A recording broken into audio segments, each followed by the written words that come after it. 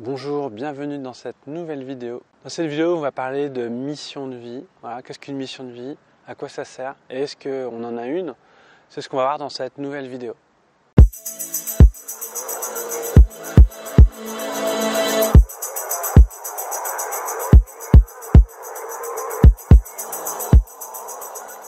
Alors aujourd'hui, j'ai envie de vous parler de mission de vie. On entend parler de ça, on se dit tiens, mission de vie, qu'est-ce que c'est finalement? C'est un peu n'importe quoi cette histoire. Voilà, il y a un petit côté un peu... on ne comprend pas trop ce que ça veut dire en fait. Alors j'ai envie de vous en parler parce que pour moi c'est très important de la trouver. Donc je vous donnerai aussi dans cette vidéo des outils pour la trouver. Des outils vraiment concrets pour la trouver. Donc dans un premier temps, une mission de vie c'est quoi? En fait c'est tout simplement trouver sa place. La place à laquelle on est destiné à être. Ça paraît peut-être un peu bizarre, mais pour moi il y a vraiment... on est à un endroit en fait, dans la société, dans le monde, où on est destiné à être.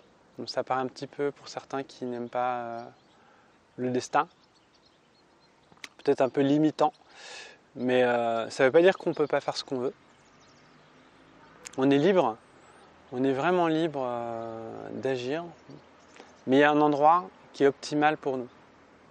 Et cet endroit, c'est notre place. C'est trouver notre place réelle, c'est-à-dire agir dans le monde et se sentir vraiment à sa place. Ça veut dire être content de travailler, en fait, tout simplement. Être heureux de travailler. Si vous avez un travail et que vous n'êtes pas heureux, c'est que vous n'êtes pas dans votre mission de vie. En tout cas, il y a des réglages à faire. Ça peut être le thème, ça peut être le bon, mais c'est peut-être pas la bonne manière. S'il y a une insatisfaction, c'est tout simplement ça. Donc, c'est pas de la faute aux autres, c'est à vous de trouver votre place. Et c'est ça la difficulté, c'est que souvent on a tendance à se comporter comme une victime, à penser que c'est de la faute au système, c'est de la faute à je sais pas qui. Moi j'ai souvent pensé ça en fait, c'est pour ça que je me permets de le dire. Alors que finalement, cette place, on a la possibilité aujourd'hui de la prendre. Et même on a même le devoir aujourd'hui de la prendre parce que je pense que si le monde est en désaccord, c'est parce que les gens ne sont pas à leur place. Et si chaque personne était à sa place, alors il y aurait une harmonisation globale de l'environnement.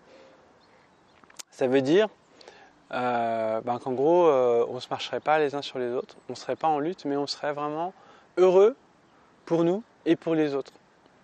Et j'ai envie de dire aussi, à partir du moment où on jalouse aussi la vie des autres, c'est qu'on n'est pas à sa place. Vous voyez, à un moment donné, quand on est vraiment à sa place, on est heureux. On est heureux de faire ce qu'on fait, on est heureux de travailler, et on est même impatient de continuer le boulot, on est vraiment impatient de tout ça, quoi. On a vraiment envie d'agir, en fait. On est motivé et donc on a envie de motiver les autres, en fait. Et surtout quand on voit que les autres ne sont pas à leur place, souvent ils prennent la place des autres. Souvent ils prennent même notre place. Et on se dit, mais moi si j'étais à sa place, mais je ferais mieux. Voilà.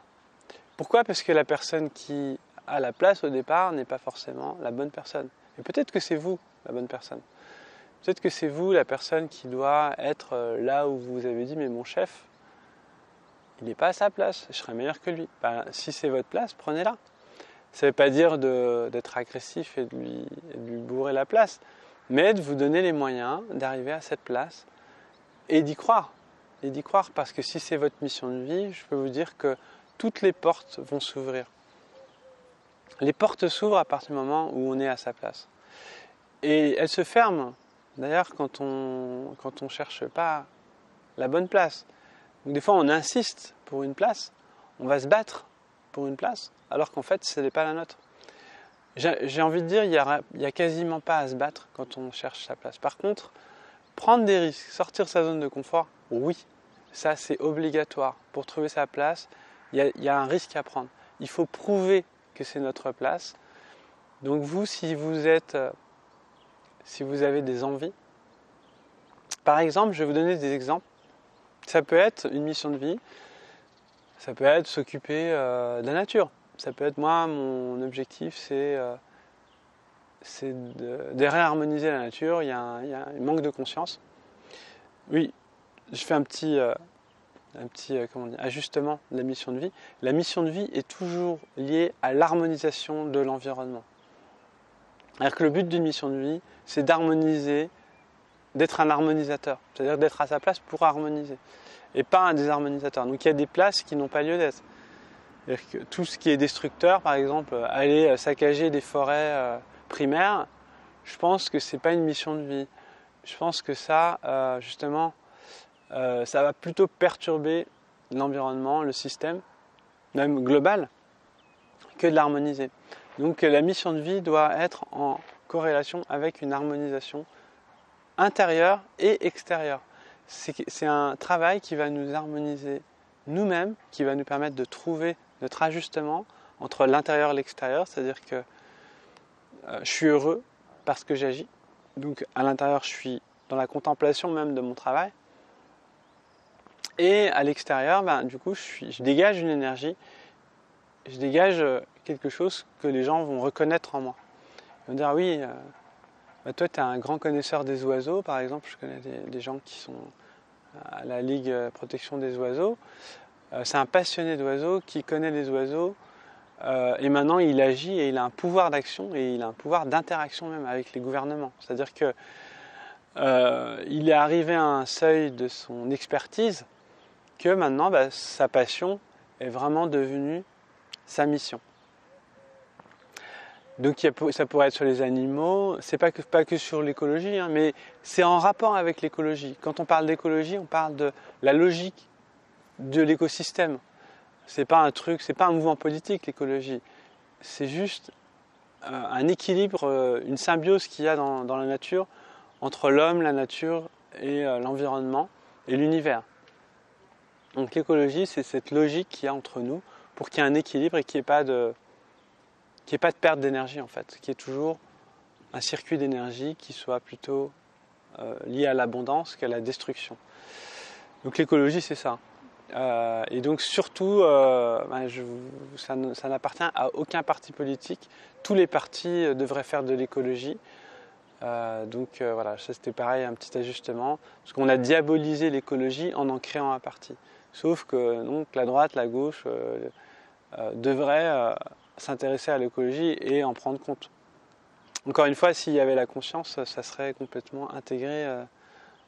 Ça l'est déjà, mais pas encore vraiment, parce qu'on sent que les réflexions écologiques, elles ne sont pas vraiment très poussées dans les gouvernements. Mais voilà, comprendre que une mission de vie est en rapport avec l'écologie aussi. Donc maintenant, comment trouver sa mission de vie ? Alors, j'ai une astuce qui est très simple, qui est de se poser 2 questions. La première, c'est qu'est-ce qui m'agace le plus dans le monde ? Qu'est-ce qui me rend nerveux et qui me donne envie de tout casser ? Voilà. C'est quoi qui vous met en colère ? Cette colère-là, elle est là pour vous réveiller, pour réveiller votre mission de vie, pour vous dire, écoute, ça t'énerve, alors règle le problème. Vous voyez ? Personnellement, moi, ça serait plutôt le manque de conscience des gens de leur corps, le manque de conscience de réflexion dans le monde. Donc c'est pour ça que j'ai envie de parler, d'échanger, de faire travailler le corps, de faire prendre conscience aussi. Pour moi, je suis conscient qu'il y a des dimensions invisibles. Donc c'est tellement une évidence pour moi et que ce qui me rend complètement fou, c'est de penser que les gens n'ont toujours pas conscience que ça existe. Donc moi, ça fait partie de ma mission de vie, c'est de passer ce message-là. Et donc c'est ce que je fais à travers la chaîne YouTube, qui est aujourd'hui ma mission de vie, c'est-à-dire mon travail, qui va me permettre de rencontrer des gens, d'être heureux, de m'harmoniser aussi. Donc ce qui m'agace le plus, voilà, c'est le manque de conscience. Et la deuxième question, c'est qu'est-ce que vous aimez le plus ? pratiquer et que vous pourriez faire tous les jours? Personnellement, moi, c'est la pratique du Qigong, du Tai Chi, du rebootement. Toutes ces activités, parce que c'est une activité, ça me rend actif. Toutes ces disciplines, ça me rend discipliné aussi, me donnent envie de pratiquer tous les jours. J'aime pratiquer le Qigong, j'aime pratiquer le Tai Chi, j'aime pratiquer le rebootement. Et aujourd'hui, j'aime pratiquer aussi l'entrepreneuriat, j'aime pratiquer aussi ce que je suis en train de faire, ces vidéos. Ma mission de vie, elle peut évoluer aussi. La mission de vie peut évoluer, on peut faire des ajustements. Je pense que le message, il est toujours... la colère, c'est toujours un peu la même, mais elle peut évoluer. Une fois qu'on a réglé un problème, on en a un autre et on doit toujours, finalement, notre mission de vie consiste à régler ce problème. Donc voilà. Et on combine ensuite les deux. C'est-à-dire, ce qui me plaît le plus, c'est de pratiquer le Qigong. Mais si je fais que pratiquer le Qigong, il manque quelque chose, il manque un ingrédient important. Je dois répondre à une solution à mon problème le plus important dans le monde. C'est ce manque de conscience du corps. Je sens que les gens ne sont pas du tout connectés, ont oublié leur corps. Donc, quand je faisais de l'ostéo, c'était pareil. Quand j'étais jardinier, c'était pareil. C'était prise de conscience de la nature. Les gens n'ont pas conscience de la nature. J'avais envie de passer ce message-là. Donc, c'était mon travail de jardinier paysagiste. Vous voyez, ça peut évoluer. Ce que je vous dis, ça peut évoluer. Et ça évoluera de toute façon. Et ça doit évoluer petit à petit. C'est-à-dire, voilà, je pense qu'il faut au moins 10 ans pour accomplir une mission de vie.